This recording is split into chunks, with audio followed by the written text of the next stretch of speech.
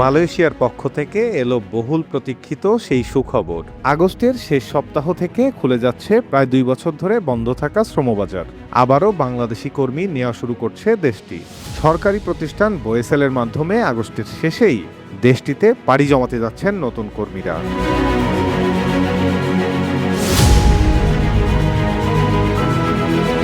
সর্বশেষ সরকারি তথ্য ও নীতিগত আলোচনায় জানা গেছে, মালয়েশিয়ার বন্ধ শ্রমবাজার পুনরায় চালুর বিষয়ে দুই দেশের কূটনৈতিক পর্যায়ে অত্যন্ত ইতিবাচক অগ্রগতি হয়েছে।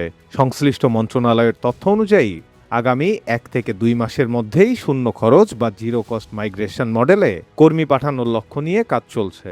অর্থাৎ কর্মীর অভিবাসন ব্যয় নিয়োগকারী প্রতিষ্ঠান বহন করবে, এটাই পরিকল্পনা। এখন প্রশ্ন উঠতেই পারে, মালয়েশিয়ায় প্রবাসী বাংলাদেশিরা মূলত কি করেন এবং নতুন কোন কোন খাতে চাহিদা তৈরি হচ্ছে।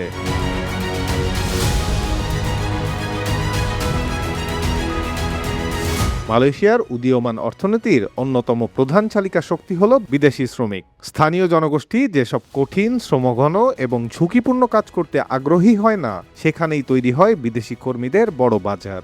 মালয়েশিয়ায় বাংলাদেশিরা মূলত যেসব খাতগুলোতে নিয়োজিত থাকেন সেগুলো হলো ম্যানুফ্যাকচারিং বা কারখানা, নির্মাণ খাত, পাম অয়েল ও অন্যান্য প্লান্টেশন, সেবা খাত, গুদাম, লজিস্টিক্স এবং পরিচ্ছন্নতা সংক্রান্ত কাজে।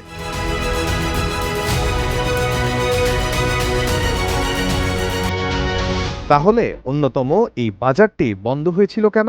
2014 সালে মালয়েশিয়া বাংলাদেশ থেকে কর্মী নিয়োগে কড়াকড়ি আরোপ করে। অভিযোগ ছিল নিয়োগ সিন্ডিকেট, অতিরিক্ত অভিবাসন ব্যয়, ঋণের বোঝা, এমনকি কিছু ক্ষেত্রে প্রতিশ্রুত চাকরি না পাওয়ার মতো গুরুতর অনিয়ম। অনেক কর্মী মালয়েশিয়ায় পৌঁছে দেখছেন তাদের জন্য কোনো চাকরিই নেই। ফলে তারা অবৈধভাবে কাজ খুঁজতে বাধ্য হন বা আটক ও ফেরত পাঠানোর ঝুঁকিতে পড়েন।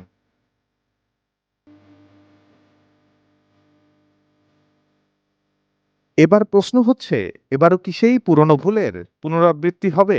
বাংলাদেশ ও মালয়েশিয়া দুই দেশের সরকারই এবার দাবি করেছে নতুন কাঠামো হবে শতভাগ স্বচ্ছ, জবাবদিহিতামূলক এবং নিরাপদ। সিন্ডিকেটের দৌরাত্ম্য ভেঙে উন্মুক্ত প্রক্রিয়ায় কর্মী পাঠানোর পরিকল্পনা করা হচ্ছে, যাতে খরচ সর্বনিম্নে নেমে আসে এবং কর্মীদের শ্রম অধিকার নিশ্চিত হয়।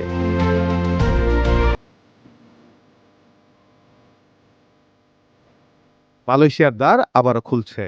এটি নিঃসন্দেহে একটি বড় সুখবর দেশের শ্রমিকদের জন্য।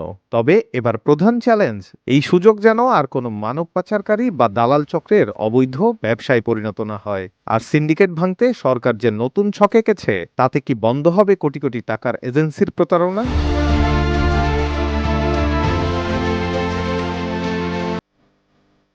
অভিক চক্রবর্তী, চ্যানেল 24।